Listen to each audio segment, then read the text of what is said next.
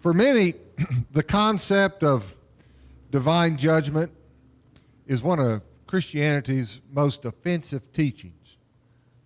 I think maybe this is so because there's a lot of misinformation out there about hell and the devil.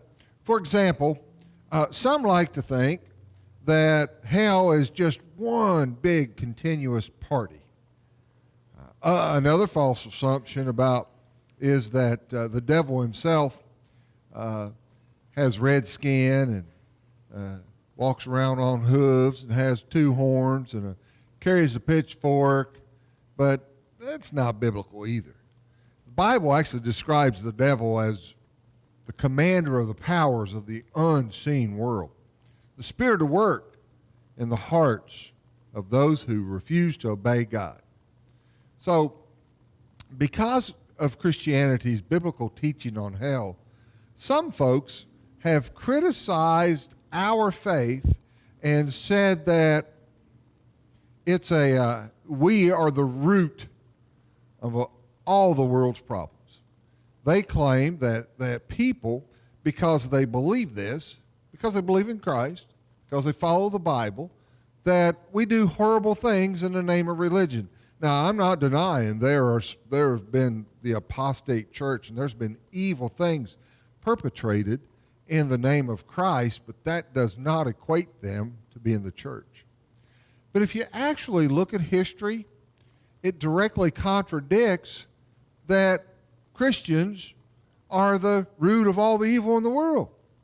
As a matter of fact, I'm of the opinion that history shows that a lack of belief in God and a lack of belief in the afterlife is at the root of many atrocities on the planet throughout history. Take, for example, old Joe Stalin. If he really believed that he would be accountable to God and to face him one day, do you think he would have had all those purges in communist Russia? Or how about this? Take Mao Zedong, for example.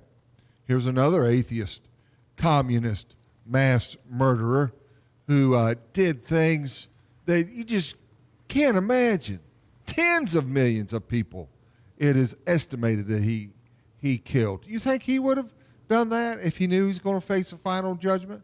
If Hitler believed that in a future judgment and retribution for evil deeds, would he have killed over 6 million people in Europe?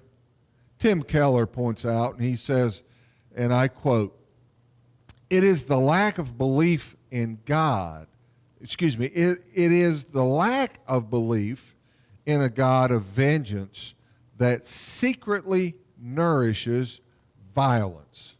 So we can view a belief in hell as a constraint on cruelty.